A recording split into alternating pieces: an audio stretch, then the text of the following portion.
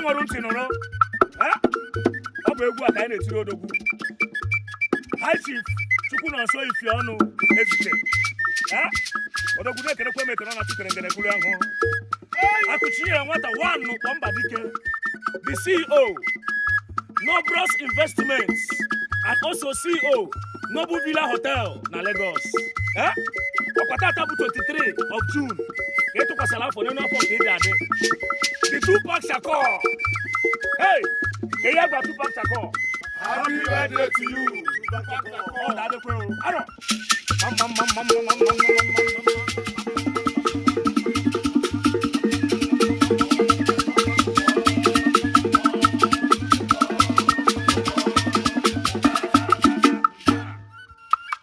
ndị otiti na-eti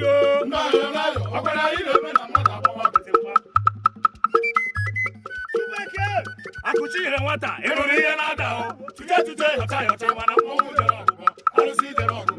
odogwu Tupac Shakur eze omeọgụ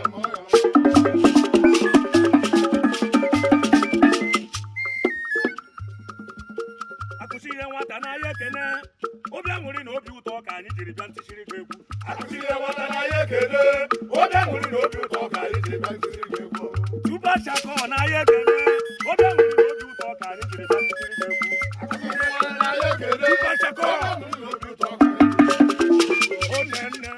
Akuchinyerenwata Tupac Shakur ogene m ekene gị ebe ka nwamba aka na-abịa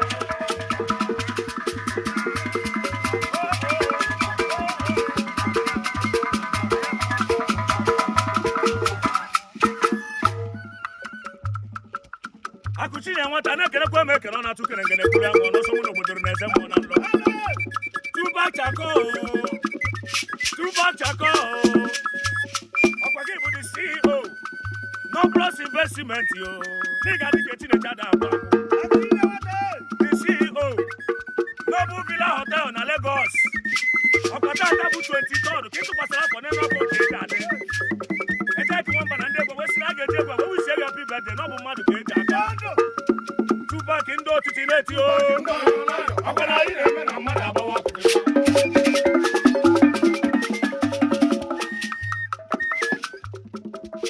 Happy birthday to you. Happy birthday to you. Happy birthday to you. Happy birthday to you. Happy birthday to you. Happy birthday to you.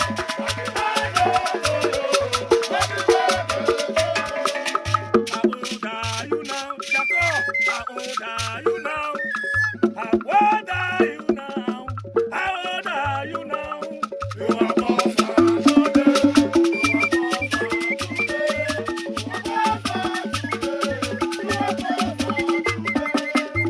many more years to you. Many more years to you. Many more years to you. Many more years to you. many more years.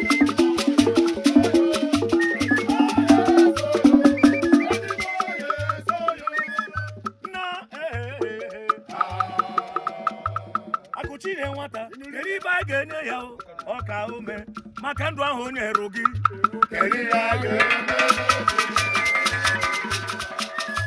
kedu ihe a ga-enye ya ọka ume maka ndụ ahụ o nyere odogwu Kedu ihe a ga-eme n'Chineke? Tupac Shakur Ọ bụ onye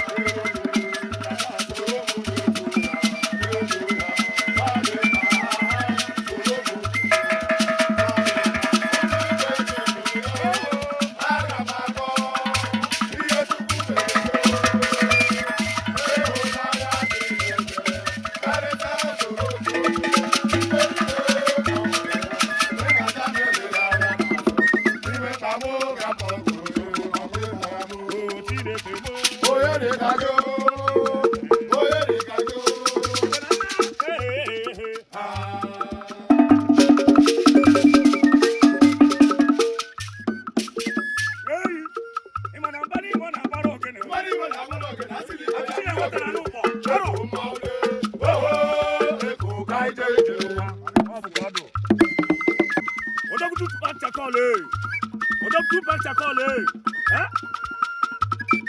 ana m ekenekwe ndị ọyị gị ndị sịkwa wee na-ewuchi happy birthday maka na ọ bụ mmadụ ka eji aka mmadụ dịka Mr. Chike Eze Christ odogwu ebube chukwu ụzọ one Ebenator the Jagaban of First 10 Club ọ sịkwa wee na-ewuchi happy birthday oti Jagaban ndị otiti na-eti ndị ọyọrọ n'alụ ọkwa na anyị na-eme na mmadụ agbawa gote mgba Jagaban arọ asị m ụka bụ egwu nwa ga-agọ ọnụ m afịa Jagaban ana m ekenekwe Chief Nnamdi Free Okolo odogwu nwaka ibia na ogbu nka odogwu nwaka ibia na Munchi the CEO Shinadis International Concepts Limited odogwu nwoke arụsị Hyundai and Kia nwaka ibia n'ime wifi ga-eme na ọkanga odogwu na ogbu nka nwaka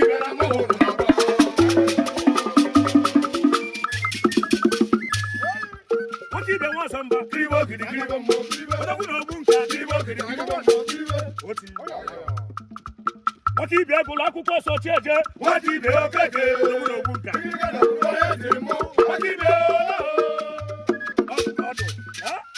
ana m ekelekwa odogwu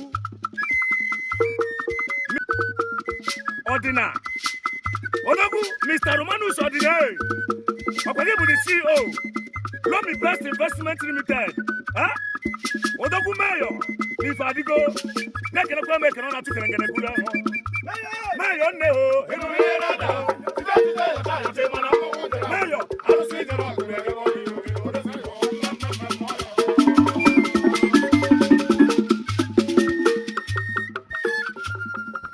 ka aje nnete ọ bụ ka ọdụ gezi maka odogwu High Chief Emmanuel Chinedu nwati na-emelụ na Ntụeke boss of the first club n'ịgara ike Chineche ada agwụ agwụ nwati na-emelụ adịghị ihe emekwara ga-eme the boss of first club odogwu nwati na-emelụ ihe adịghị ihe emere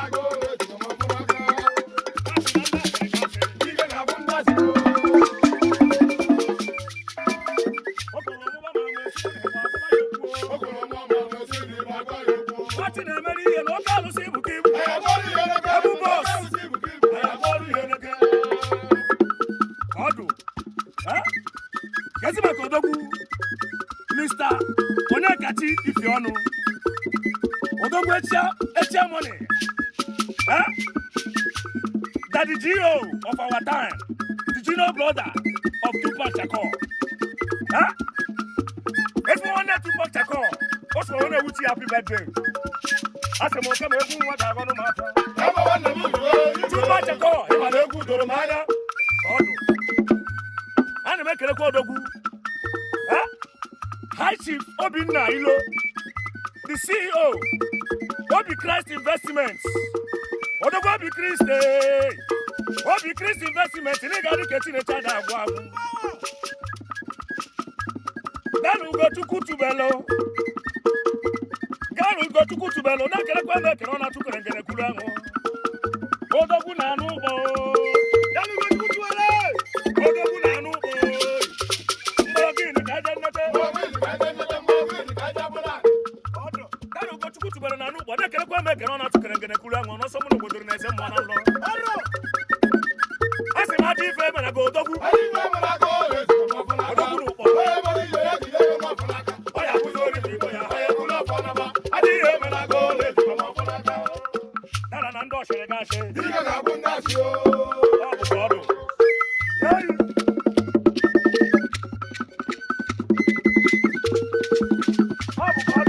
ana m ekelekwa odogwu Sunday Okechukwu Blessed Sonny odogwu Zidane Nananka the CEO Chico Otto Blessed Sonny n'ịga dịka Chineche ada agwụ agwụ Blessed Sonny otu Blessed Sonny n'ime wifi ga-eme na ọkanga odogwu na nka Blessed Onye na mma ụnụ n'ọgbọ, ka anyị gbariwe egwu.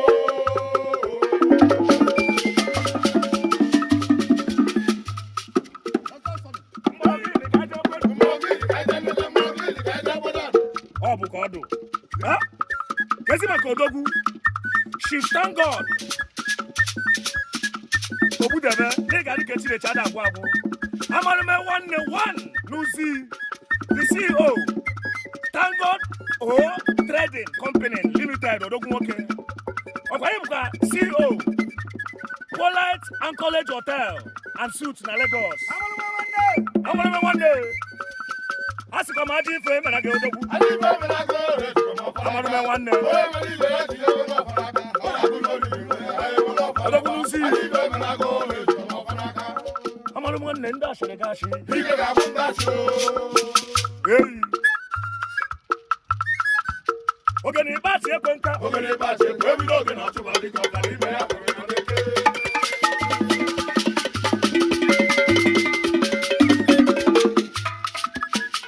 Ọdụ.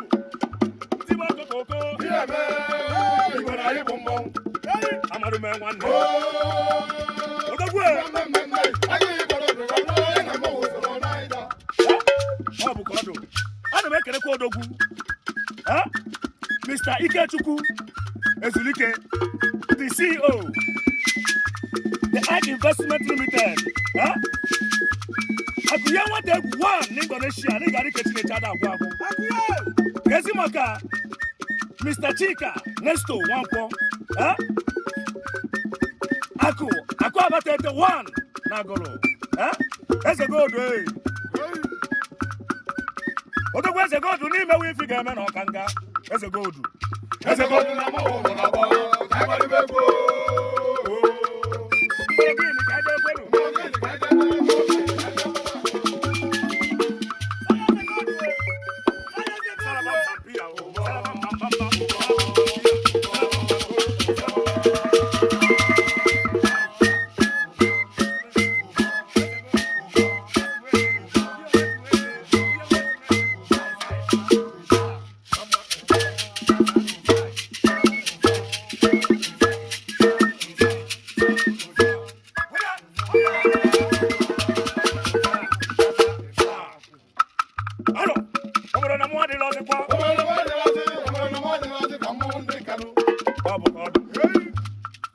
Ana m ekelekwa odogwu Mr.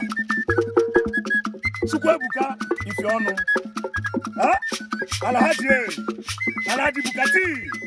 Alhaji Bukati Nweze, the youngest landlord. Ọkwa obere nwanne Tupac Shakur. Bukati Nweze. Asị m ka m egwu nwa ga-agọ n'ụmụafịa. Bukati ịmana egwu dọrọ n'anya. Mgbalọgịnị ka aja ekwenu. Kana chigbo mụ na onye nwe kwukwara eziokwu. Ara ebe afọ na ife ahịa butere ire ya. Ịkọsakwa ya na ọnwa na ọgbakwa atụkọta onye ọzọ. Bukati ebenebe ejewe egbu.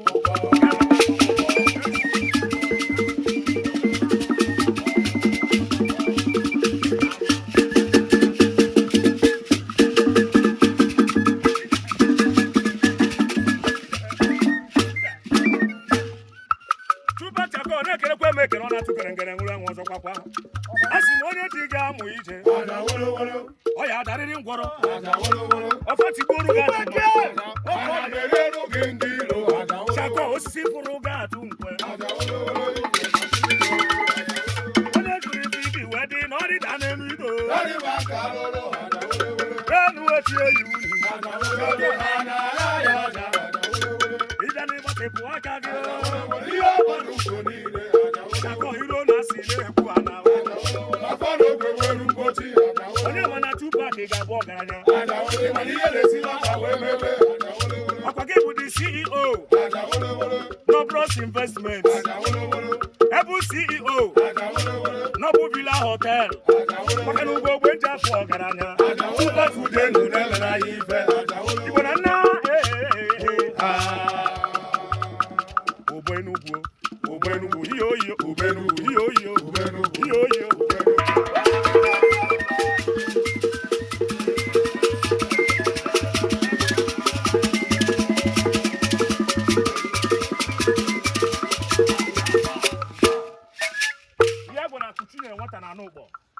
Happy birthday to you, Akuchinyerenwata.